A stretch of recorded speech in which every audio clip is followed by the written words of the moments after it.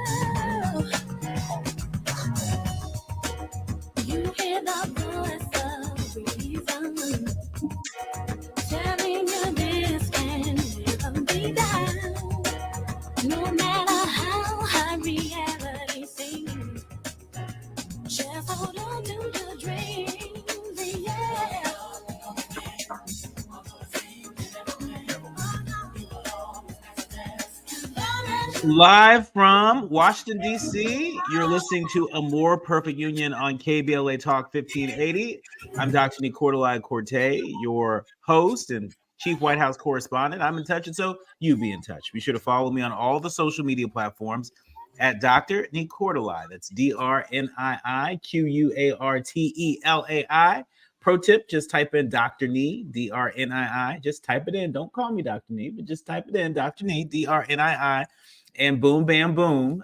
There it is. I'm right there, fresh for you to follow. Also, be sure to download the KBLA app to listen to us live, or just tell Alexa to play KBLA Talk 1580. And there we are for your listening pleasure. Be sure to subscribe to A More Perfect Union podcast powered by KBLA Talk 1580, the only Black owned and operated talk station west of the Mississippi, and never miss an episode. It's just that simple. We're right there in the palm of your hand. Just go ahead and do it. Subscribe to A More Perfect Union podcast, and there it is. Now it's time for your national news roundup. It's time for the good, bad, and ugly headlines of the day. And kicking us off, we have not forgotten about our fellow Americans in North Carolina, and we hope you haven't either. NBC News is reporting that 92 people are still missing in North Carolina after Hurricane Helene. That's according to the governor. That's North Carolina Governor Roy Cooper, who provided an update at a press conference today alongside officials from the State Emergency Management, the National Guard, and the Public Safety Department, and the Federal Emergency Management Agency. The state's National Guard continues to do a search and rescue work, according to the governor. He said, quotes, he wants to caution that this is not a definitive count because the task force is continuing to work. He went on to say that the number will continue to fluctuate as more reports come in and others are resolved. There have been at least 118 deaths in North Carolina related to Hurricane Helene, accounting for nearly half of the 243 killed by the storm across multiple states. The storm made landfall September 26 on the Gulf Coast as a Category 4 storm, then churned its way through the Southeast over the coming days. And so we haven't forgotten about folks in North Carolina. We should either be generous with donations to the American Red Cross as folks are just in the beginning of recovering from that terrible storm. In other news, the Biden administration has warned Israel that it must increase the amount of humanitarian aid it's allowing into Gaza within the next 30 days, or it could risk losing access to U.S. weapons funding. Yeah, that's what the Associated Press is reporting today. Secretary of State Antony Blinken and Defense Secretary Lloyd Austin warned their Israeli counterparts in a letter dated Sunday that the changes must occur. The letter, which reinstates U.S. policy towards humanitarian aid and arms transfers, was sent amid deteriorating conditions in northern Gaza and an Israeli airstrike on a hospital tent in central Gaza that killed at least 4 people and burned others. A similar letter that Blinken sent to Israeli officials in April led to more humanitarian assistance getting into the Palestinian territory. That's what a State Department spokesman said today. But the fact of the matter is, that has not lasted. For Israel to continue qualifying for foreign military financing, the level of aid getting into Gaza must increase to at least 350 trucks a day. Israel must institute additional humanitarian pauses and provide increased security for humanitarian sites. That's what Austin and Blinken said in their letter. They said Israel had 30 days to respond to the requirements. And back here at home, Walgreens is to close 1,200 unprofitable stores across the U.S. as a part of the turnaround. When I saw this story, I thought, how is it that Walgreens is having to shut down? Because remember the darkest days of the pandemic when we were looking for COVID tests and when we were looking for access to the vaccine? We're looking, at the Rite Aids and the Walgreens and the CVS's. And so it's kind of hard to believe that Walgreens is closing down, but that's what USA Today is reporting. They're saying that Walgreens, the closures will occur within the next 3 years, starting with 500 stores being shuttered in fiscal year 2025. The company had confirmed plans in June to close unprofitable stores, but had not disclosed how many locations would be affected. The move is a part of a multi-year cost-cutting program under CEO Tim Wentworth, who took on the job last year. In a statement, Wentworth reiterated the company's commitment to focusing on improving its core business, retail pharmacy. While it's not immediately clear which 1,200 stores Walgreens is planning on closing, the move would impact about 13% of the more than 8,700 stores that were open in the U.S. As of August 31st, 2023. Now, drugstore chains are struggling with declining sales. They're not the only one. Apparently, CVS has laid off thousands of corporate and other employees since 2023 while dealing with, quotes, continued disruption, regulatory pressures, and evolving customer needs. Since the declaring bankruptcy about a year ago, Rite Aid has closed hundreds of stores across the U.S. after struggling for years to keep up with large competitors. And so, my mind immediately goes to which neighborhoods these stores get closed in. We already know that there are pharmacy deserts in too many of our communities. And so it would be a shame if some of the efforts that had been afoot to close those disparities are widened or significantly disrupted with this change coming from now Walgreens. We'll keep an eye on it. You better believe it. And in Georgia, Georgia judge to Fulton County Election Board members, they say timely certification is mandatory. That's right. Local election officials don't have an option when it comes to certifying the election results this November by the state deadline. That's what a judge ruled today. The late Monday ruling, from Judge Robert C.I. McBurney rejected a request from Julie Adams, a Republican member of the Atlanta's Fulton County Election Board, for a court declaration that she has the option not to certify election results.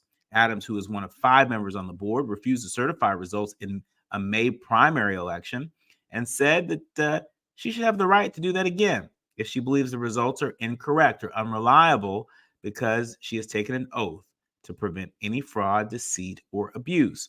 The ruling provides that it provides what could be useful clarity in Georgia amid rising fears that local officials may sow chaos after the November election by refusing to certify results by states' deadlines, which falls on November 12th of this year, just 1 week after the election.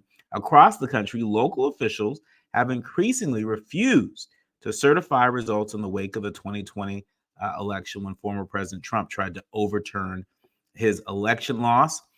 This is a very important decision. We're also awaiting another decision based on a lawsuit filed by the Democratic Party in Georgia related to other changes, proposed changes in election rules. And there's a lot of movement of the goalpost in the 11th hour. And that's a big part of the reason why these cases are being reviewed with haste in the courts ahead of our election that's just weeks away. Finally, in outreach to Black men, Harris is to vow to legalize weed and protect cryptocurrency. NPR is reporting that Vice President Harris is pledging to legalize recreational marijuana, protect cryptocurrency assets, and give 1 million loans to Black entrepreneurs as a part of her effort to court Black voters who may be pivotal in the presidential race. Polls show that some Black men, operative word, some Black men may be gravitating towards former President Trump or not voting at all. Harris and other prominent Democrats are trying to counter that. And among the initiatives being announced by Harris, legalizing recreational marijuana and providing opportunities for Black Americans to succeed in that industry. As I mentioned earlier, 1 million fully forgivable loans of up to $20,000 for Black entrepreneurs and others to start businesses. A plan to come up with rules of the road when it comes to cryptocurrency and other digital assets. More than 20% of Black Americans own or have owned cryptocurrency assets, according to the campaign. Investing in Black male teachers. You know, I love this one. The educator in me, the professor in me, was overjoyed to see this initiative to promote registered apprenticeships and credentialing opportunities in the Black community, and investing in leadership training, particularly when it comes to teachers. And of course, a national health equity initiative focused on Black men that addresses sickle cell disease, diabetes, mental health, prostate cancer, and other health challenges that disproportionately affect Black men. And so that's what she rolled out. But we shall see if this is the incentive, an extra incentive for even more Black men who are already supporting Harris to do more and build even more support, more momentum for Vice President Harris in the final weeks of this campaign. When we come forward, I am really delighted to welcome David Mashotra. He is the author of 6 books, including Exurbiant, Now, the Battleground of American Democracy, and I Am Somebody, Why Jesse Jackson Matters. We're going to connect the dots between this opportunity agenda for Black men that was released by VP Harris just yesterday, and a Black man that we will never forget, Jesse Jackson, founder of the Rainbow Push Coalition. We're going to connect the dots between that and more. When we come forward, you're listening to A More Perfect Union on KBLA Talk 1580. Say the quiet part out loud. KBLA Talk 1580. Tabitha Smiley's new book, The Covenant with Black America, 20 years later, is now on sale everywhere. This classic text shot to #1 on the New York Times bestsellers list almost 2 decades ago. If you have the original book, you will surely want to get this 20th anniversary edition with powerful new contributions from today's leading voices. This 20th anniversary edition presents a compelling blend of historical insights and contemporary urgency in this critical and unprecedented election year. Get your copy of The Covenant with Black America 20 years later today. Girl, I have a secret. When I get stressed out, I get sweaty. That's why I use Secret Clinical Antiperspirant. It's like my own secret weapon. For 72 hours, I get Secret's strongest protection against sweat caused by stress, heat, and activity, because you know how crazy life can get. Plus, it's made with advanced odor fighters that don't just cover up smelliness. They help prevent it from happening in the first place. Believe me, if I weren't wearing Secret, I'd be a hot, smelly mess. Thankfully, Secret works. KBLA Talk 1580. We've got a lot to KBLA Talk 1580 is committed to self-care and community well-being. Walk Good LA was formed in June 2020, inspired by the Black Lives Matter movement and the beginning stages of the COVID-19 pandemic. What began as a few minutes of breath work and yoga meditation before protests against police brutality turned into a safe space for the community to heal in hard times. The immensely positive response from the community transformed the momentum into a movement. Today, Walk Good LA is a Black and Brown-led community wellness organization based in Los Angeles. They provide spaces for healing through community yoga classes, guided meditations, hikes, run clubs, and other activations throughout Los Angeles that attract hundreds of members weekly. With the help of Propel and Michael B. Jordan, they now have a yoga and wellness studio in Los Angeles called the Walk Good Yard. To join their mailing list and connect with healing spaces, please visit walkgoodla.org. That's walkgoodla.org. Or find them on Instagram at walkgoodla. This is a community call to action, a community call to healing from KBLA Talk 1580. At Charmin, we heard you shouldn't talk about going to the bathroom in public, so we decided to sing about it. Roll Charmin Ultra Strong when you drop in the beat. It cleans with way less effort on your seat. Yeah, roll it, drop it. Yeah, roll it, drop it. Okay. Charmin flows extra strong from the road. Get your butt hella clean while you're sitting on the bowl. Yeah, it's all you need for that bathroom groove. Get you in and out without nothing to prove. Charmin Ultra Strong cleans better so you can use less. Enjoy the go with Charmin. At KBLA Talk 1580, we do more than just talk. You got a big mouth. Hello, Joe, you're up. Welcome. We're unapologetically progressive, and we don't black down.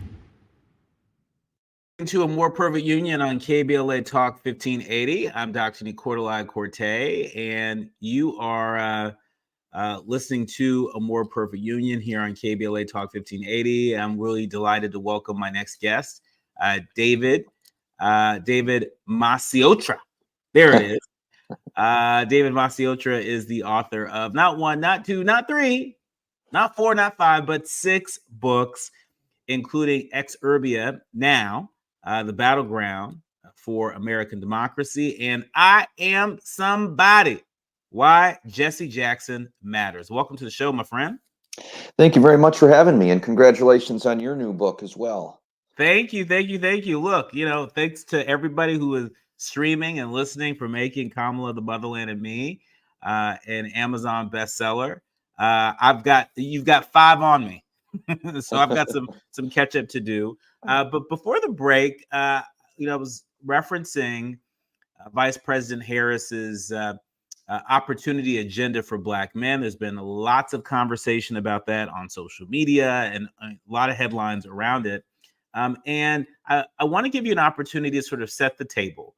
And for folks who are listening and streaming that may not have the context, connect the dots between Reverend Jesse Jackson's run for president in 1984, 1988, and the kind of agenda that he was working on, that he had pulled together along with this Rainbow Coalition, and compare and contrast that with, for example, the opportunity agenda for Black men that just got rolled out from the Harris-Walz campaign. Yeah, thanks for a great question. It's interesting because in 1984 and 1988, Reverend Jesse Jackson ran these groundbreaking, innovative, inventive campaigns for the presidency. And in doing so, he helped to alter the demography and ideology of the Democratic Party that people at the time, most especially powerful party insiders, could not understand. So going in that order, first with the demography, Reverend Jackson not only ushered millions of first-time Black voters into the party, he also, as you noted, created a rainbow coalition, speaking directly with Latino voters, Asian voters, and students. And then also, as I write about in the current issue of the Progressive magazine, he was the first candidate for the presidency to fully embrace and express full-fledged support for LGBTQ Americans. So doing that changed the demography of the Democratic Party, creating a bigger tent and allowing it to better represent the diverse polity that is the United States. But to your question, his ideology, it preceded Bernie Sanders. It preceded the Squad.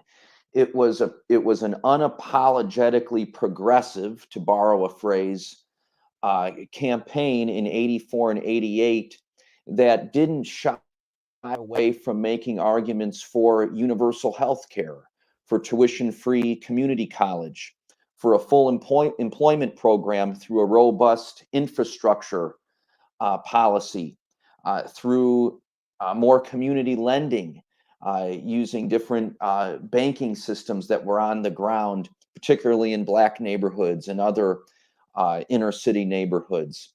So raising the minimum wage, reducing defense spending. So Jackson at the time was called radical. He was called a fringe candidate, far left, socialist.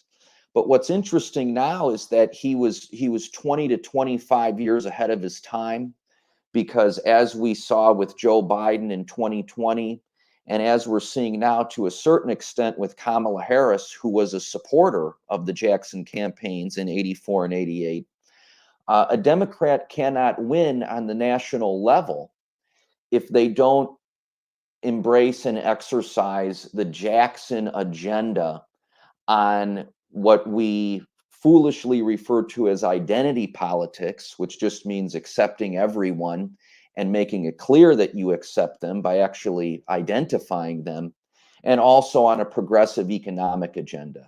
So when Kamala Harris speaks directly to first-time home buyers, when she speaks directly to people who are in the sandwich generation, are dealing with elder care, by offering subsidies and by offering creative assistant programs, and now speaking directly to Black men, especially young Black men, with this opportunity agenda that she's rolled out.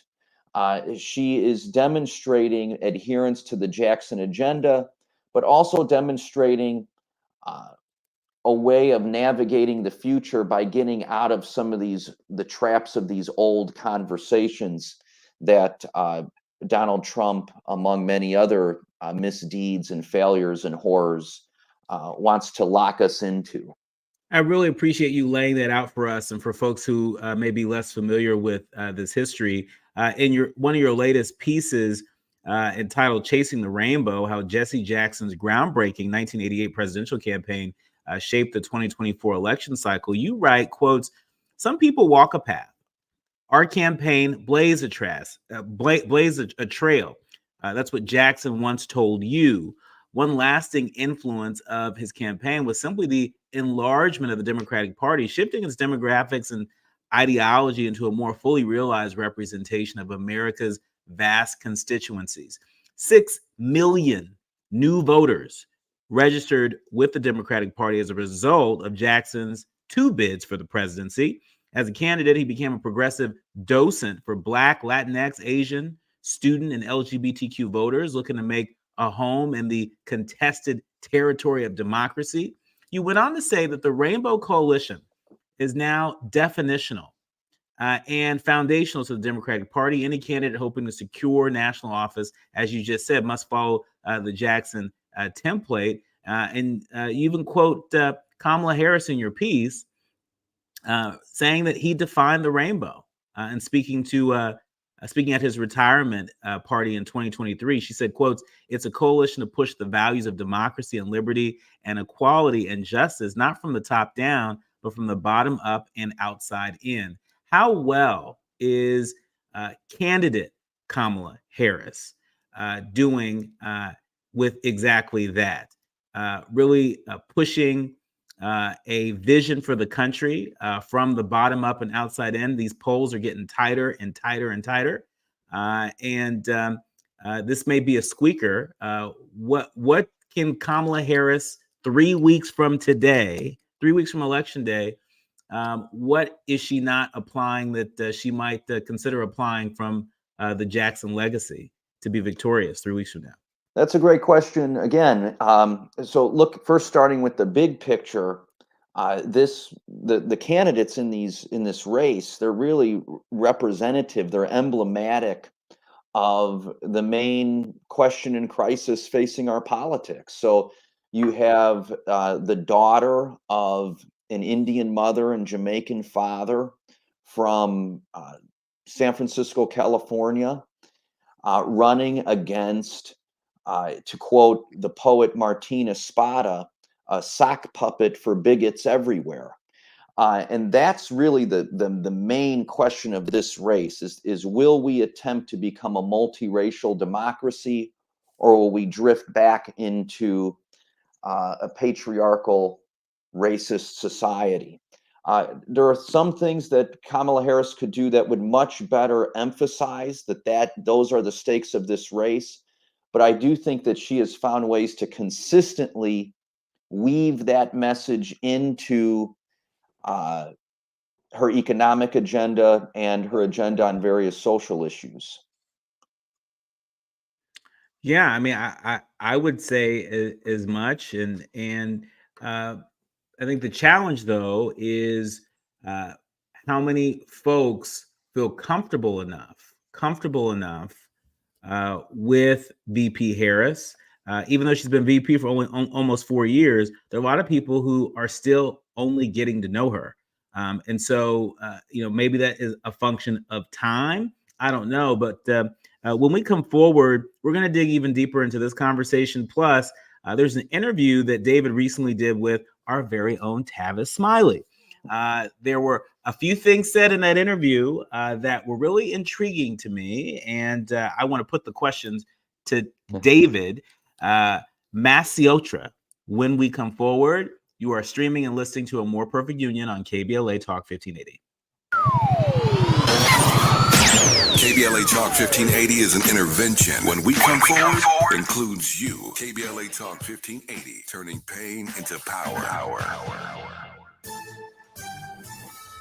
I'm Amber Payton with 4 things you should know from BIN News. Keke Palmer has been named the first chief brand officer for Cream of Nature, a hair care brand owned by Revlon.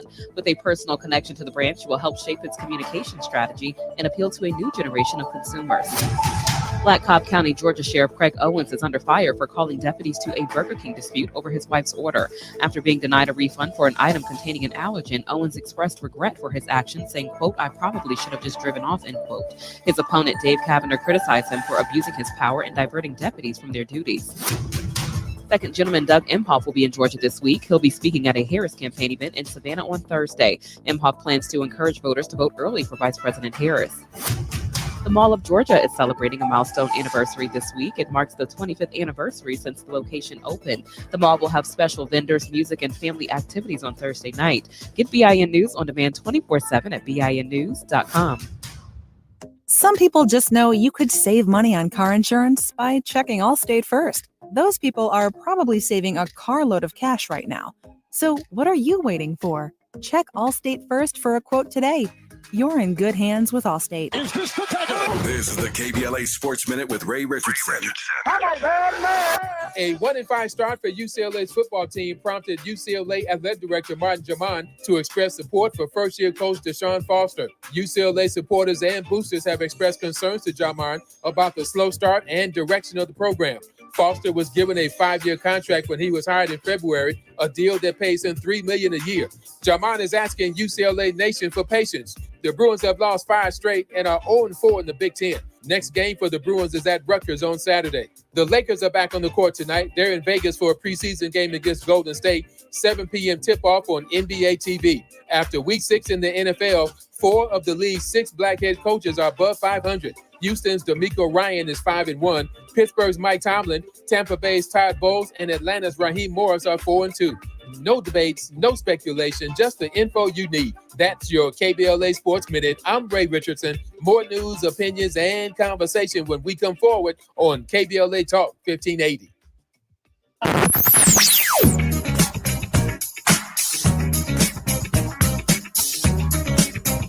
This is KBLA Talk 1580. Talk Radio. that's music to your ears. We're unapologetically progressive. KBLA Talk 1580. We've got a lot to talk about. Are you interested in catching up on all the latest entertainment news, trending topics, and exciting interviews? I got you. Tune in to The Raw Report with Robin Ayers, Monday through Friday, 6 to 7 p.m. I'm your host, Robin Ayers. Join me every weekday with some of the best entertainment contributors in the business as we break down what's going on, who's got next, and what not to miss. Only on The Raw Report with Robin Ayers. Unapologetically progressive. KBLA Talk 1580. We've got your black. So this new dose is... nope, that's not it. The price is nowhere to be found. Mr. Green? Hi, it's all good. We've got this. This is not just help from a Walgreens pharmacist. Oh, new prescriptions. Cool. Let me check to see if these are the lowest cost options covered by your Medicare plan. Oh, that's great. Thank you. This is someone supporting you every step of the way. Chat with a pharmacist today to find help saving. This is the human kind of help. Point. Hey, you okay? You don't normally... Hey, you okay? You don't normally miss those shots. Oh, I just haven't been as regular lately, and it's making me feel sluggish. You should try Metamucil. It's been a game changer for me. Metamucil's plant-based psyllium fiber helps trap and remove the waste that weighs you down. Ace, you're moving better than you were last week. Definitely. Metamucil keeps you moving. These statements have not been evaluated by the Food and Drug Administration. This product is not intended to diagnose, treat, cure, or prevent any disease. Learn more at metamucil.com. Watch out! You got me! The galaxy is safe once again. In the pretend universe, kids play with pretend guns. In the real world, it's up to us to make sure they don't get their hands on a real gun. If you have a gun in the house, keep it locked, unloaded, and stored separately from ammunition. Safe gun storage saves lives. Learn how to make your home safer at endfamilyfire.org. That's endfamilyfire.org. Brought to you by End Family Fire, Brady, and the Ad Council. We knew you'd stick around. This is LA's home for progressive talk radio. Welcome back to KBLA Talk 1580. You're listening to A More Perfect Union on KBLA Talk 1580. I'm Dr. Nick Cordelai Corte, and he is David Maciotra. He is the author of I Am Somebody, Why Jesse Jackson Matters. That's just one of 6 books of his, and we've been having a really insightful conversation connecting the dots between the origins of the Rainbow Push Coalition created by Reverend Jesse Jackson. And we've been drawing a straight line between the creations of Rainbow Push and the moment we find ourselves in right now with Vice President Harris fighting for a vision for the future that is a multiracial democracy, a robust multiracial democracy where with shared prosperity and more. David, before the break, I wanted to give you an opportunity to talk about how VP Harris can better emphasize her vision for the future based on Reverend Jesse Jackson's Rainbow Push template. Yeah, I think that the campaign is a little conservative, not necessarily in their politics, but in their approach to expressing their politics. And one thing that Reverend Jackson always did was he never shied away from making the big moves. He said that one of his mentors told him, always go after the moral high ground because your opponents can't touch you there. And that's certainly true in this race. I mean, Donald Trump has never even seen a moral high ground. So I think, for example, in this new piece in The Progressive that you mentioned, I detail how Reverend Jackson in the 80s spent the night in hospices alongside gay men who were dying of AIDS. He often brought gay men dying of AIDS on stage with him at campaign rallies, and they'd light candles and have vigils. At a time when LGBTQ people of all kinds are under attack, I think that VP Harris could could seize the moral high ground on that issue and also do it on immigration. You know, Trump and Vance gave her a great opportunity, which I think she missed, with their vicious racist lie about Haitians eating dogs and cats in Springfield. I would have liked to have seen her make an appearance in Springfield alongside the Haitian community there and say that this is wrong. We don't want to live in a country where a school gets a bomb threat because white nationalist lies are spreading on the internet and a presidential candidate and his running mate amplify those lies. So I think the straight line exists between the Jackson campaigns, which Kamala Harris supported, and the Kamala Harris campaign. But there are some occasions where she could better spotlight that straight line through her communication techniques. Yeah. How are you feeling? How are you feeling about the state of the race? I mean, 3 weeks from today will be election day. And you've spent a lot of time. You spent years interviewing Reverend Jesse Jackson for your book. You have seen a lot over the years. How are you feeling about the state of the race? Well, it's stressful, to put it mildly.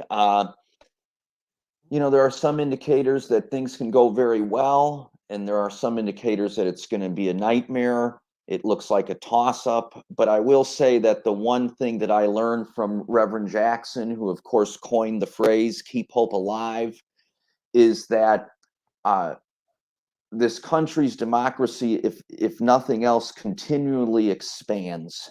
And it's because of the work of heroes like him and John Lewis and Cesar Chavez and Harvey Milk and countless others, Ella Baker. I mean, we could go on and on.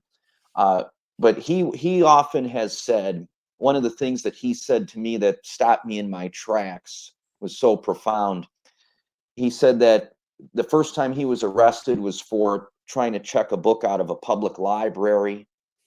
He watched Martin Luther King get shot on a hotel balcony in Memphis. And he said, sometimes when you're trying to dig yourself out of a hole, you become so focused on the distance left to dig that you forget to look over your shoulder and see how far you've come. And one thing that I could say, I can't prognosticate and say definitively who will win, but the fact that we have a Vice President Kamala Harris and the fact that she is 2 or 3 points ahead in every poll and that she may very well become our next president suggests that this country has come so far. And that in some sense is why the election is also such great cause for concern, is that the other side wants to rip us back to a time before the victories of the Rainbow Coalition, before the victories of the women's rights movement and the LGBT rights movement. So if we all do our part and vote and volunteer, Reverend Jackson has always said there are more of us than them, that we often lose elections by the margin of our apathy. So if we're involved and active and not apathetic and passive, we can and should win, even with the hurdle that is the Electoral College. We lose elections by the margins of our apathy. Indeed. In our remaining minutes, David, I would be remiss if I didn't reference this interview that you recently did with our very own Tavis Smiley for the Washington Monthly. The headline reads, Tavis Smiley is increasingly concerned about the monopolized America that we live in. It sounds like you all had a pretty wide-ranging conversation, but already we're starting to hear rumblings related to Vice President Harris's opportunity agenda for Black men. I saw a CNBC interview today with one of the leaders from Black Economic Alliance, gently asking the question around the constitutionality, of setting aside forgivable loans to Black people. And it reminded me of just this fight related to diversity, equity, and inclusion. We've seen it with the Freedom Fund. We saw Dr. Claudine Gay of Harvard University sort of be a subject of the conservative movement to rid our country of all things DEI. You asked Tavis the question. You said, we often address racism superficially. And you went on to talk about how the Covenant with Black America, Tavis's re-released book, how it's refreshing because it tackles the big issues in crystal clear language. You talked about, how it's pretty crystal clear with the exception of, our Republican Party, and as society has become sensitive to racist language and jokes, the Academy Awards won't nominate films if they don't meet diversity requirements, and yet we're neglecting to focus on these significant issues that are much more impactful on people's lives than the Academy Awards or discussions about cancel culture. Is this opportunity agenda that Harris is presenting, is it an opportunity for us to get clear about where the opportunities are to disrupt these disparities long term, as opposed to the more sensational stuff that trends on social media? I think it's a great first step, and thank you for mentioning my interview with Tavis. Your listeners can find it on the Washington Monthly. It's so great to be part of what Tavis is doing here, and you're doing such impressive work. So I'm very happy to have appeared on his show and now yours. But what I was getting at with my question to Tavis, and he answered it brilliantly, as is his typical style, in that our culture has become so sensitive, as it should in most cases, to language, to jokes, to symbols of diversity, why I mentioned the Academy Awards. But at the same time, we often neglect to have the hard conversations, and we even more so neglect to do the difficult work of addressing healthcare disparities, education disparities, startup business disparities, criminal justice disparities. And it makes me think of Christopher Lasch, who was a great social historian, and he once posited that he believed Americans had given up on tackling the hard problems, so they settled for focusing on the easy problems. And for a long time, that's what we've done in our society around questions of race, race relations, and racism.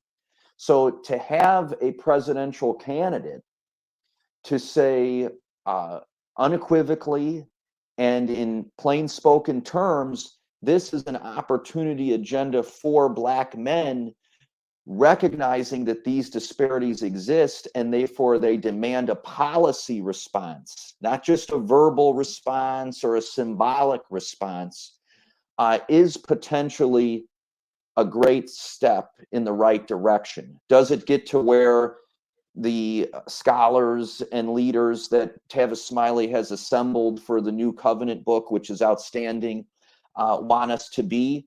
No, it's not quite there, but as I said, it's an excellent first step, and it gives her a foundation, should she become president, to begin to build. When we come forward, David, I want you to stick with us just one more segment. This conversation is just too good to let you go. Thank you. And I want to give you an opportunity to sort of share the quiet part out loud. I am a part of the White House Press Corps, White House Correspondents Association, and feel the weight of this moment in terms of getting the story right and capturing news that people can use. Right? There's a lot of noise out there, but on this show we try to provide people with news, not noise. I want to give you an opportunity to share the quiet part out loud. What is the White House Press Corps? What's the Press Corps covering the campaign? What are we missing that is critically important to our fellow Americans as early voting is beginning in various parts of the country?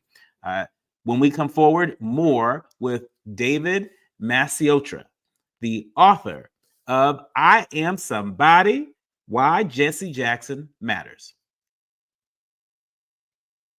A safe place to go loud. A great place for progressive politics. KBLA Talk 1580. Black Women for Wellness and Stand LA are standing up against harmful oil drilling in South Los Angeles. Our Bad Neighbors campaign exposes the serious health risks of drilling in our neighborhoods. You've seen the billboards, posters, and coffee sleeves around South LA. Now join the movement to protect our health, our families, and our future. Visit bwwla.org/no-drilling to learn more and get involved. That's bwwla.org/no-drilling.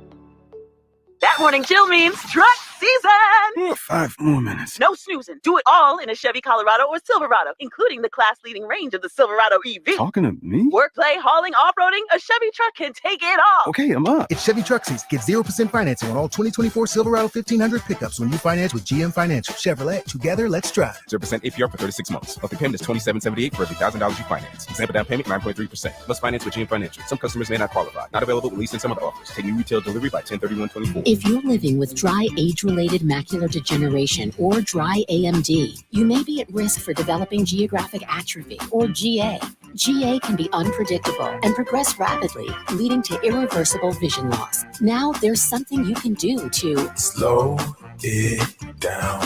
Get it going slower. Izervay is proven to slow GA progression. Izervay gets GA going slower. Izervay or avacincaptad pagel is a prescription eye injection used to treat GA. Don't take it if you have an infection or active swelling in or around your eye. Izervay can cause eye infection, retinal detachment, or increased risk of wet AMD. Izervay may temporarily increase eye pressure. Your vision may be impaired after an eye injection or exam. Don't delay. Ask your doctor about Izervay today. Izervay gets GA going slower. Visit Izervay.com. That's IZERVAY.com. Moments like hearing my cat purr good morning mean a lot to me. But after being diagnosed with metastatic breast cancer, or MBC, which is breast cancer that is spread to other parts of the body, they mean even more. I take Ibrance, palbociclib. Ibrance 125 milligram tablets with an aromatase inhibitor is for adults with HR-positive, HER2-negative NBC as the first hormonal-based therapy.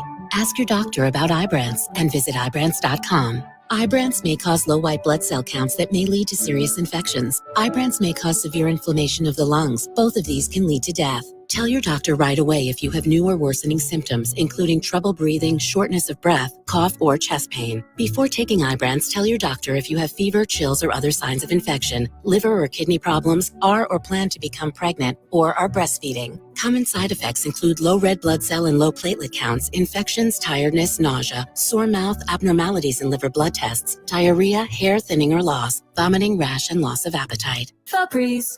So my home is also my office. And before I can focus, every room's gotta be clean. That means tidying up and spraying my Febreze Air Mist. Ooh, that's fresh. Febreze Air Mist scents are all high quality. They fight any weird funk, and they give my air an instant boost of freshness. So not only does my home smell good, I feel good too. After I Febreze, it's time to start my day.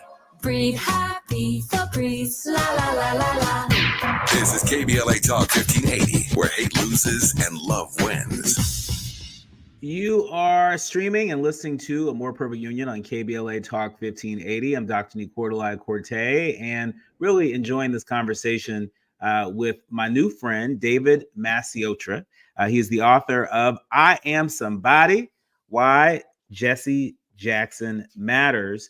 And David, I want to give you a chance to share what we call the quiet part out loud during the segment of the show.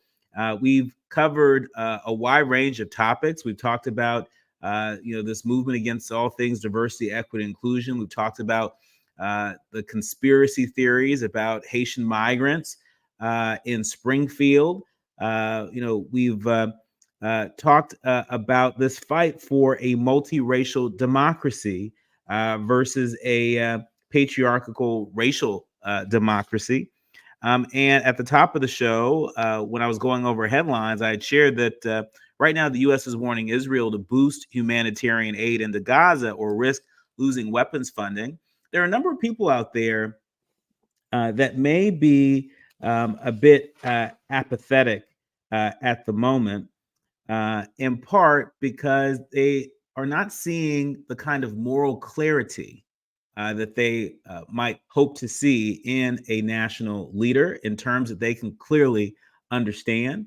For a lot of people, Reverend Jesse Jackson offered that moral clarity. It may be a big part of the reason why between his 84 and 88 campaigns for president, he was able to amass a wider appeal and walk away from that 88 race having earned millions of votes. And so from a moral leadership perspective, what lessons can the candidates in this race glean from the Reverend Jesse Jackson? And a more open-ended follow-up question: what is it that the national press could be doing so much better in these final weeks of the campaign? Well, to go in reverse order, if you don't mind, my new friend, right back at you. The national press, I mean, it's unlikely this will happen in the last 2 to 3 weeks, but they need to stop with the sports style coverage of the race. You know, looking at the polls that they treat as scores and win-loss record. And what they really need to focus on is that there is a reason why everyone from Liz Cheney to Bernie Sanders is behind Kamala Harris right now, is because it's really in some ways, as important as all of the issues are, climate change, poverty, racial disparities, foreign policy, it's a single issue election, and that is the survival of the United States of America as a country striving to become a multiracial democracy. Now, to Donald Trump and the movement he represents, I started calling them fascist years ago. When I was using that word, it was considered extreme and outrageous and unnecessarily inflammatory. Now, General Milley, who is the chair of the Joint Chiefs for Donald Trump, has called him a fascist. Hillary Clinton has called him a fascist. Liz Cheney, Adam Kinzinger, John Bolton. And those are the stakes, is that countries can, you know, there's the great Sinclair Lewis novel, It Can't Happen Here. And that mentality infects many Americans. But societies can fall into dictatorships, into autocracies. And that's where Trump, with a compliant Supreme Court, wants to take us. Now, to bring it back to Reverend Jesse Jackson was born a child of Jim Crow in South Carolina, a child of poverty. He, along with Dr. King and so many other visionary leaders, they sweat and they bled, and some, like King, died using the mechanisms of constitutional democracy to engineer a quiet civil rights revolution, a civil rights revolution that not only benefited Black Americans, but also benefited women, benefited Latinos, benefited Asians, benefited gay and transgendered Americans, and so many others. So that's the moral clarity we need right now. We need more and more voices saying that if you like living in a country that affords you the opportunity for personal freedom and social coalescence in the name of the greater good that is giving people more rights, more hospitality, more opportunity, then there's only one way to vote, and that's for Kamala Harris. If you want to prevent white nationalists, Christian nationalists from transforming this country into something authoritarian and something menacing towards millions and millions of people, as Trump threatens to use the military against what he calls the enemy within, which means people who don't like him, who don't support him, then you have to vote for Kamala Harris. In terms of moral clarity, the choice couldn't be more obvious. In our remaining minute, David, we know that Vice President Harris is going to be making an appearance on Fox News tomorrow. She'll be doing an interview with Brett Baer tomorrow. Tonight, she's in Detroit for a radio town hall with Charlemagne and the iHeartMedia folks.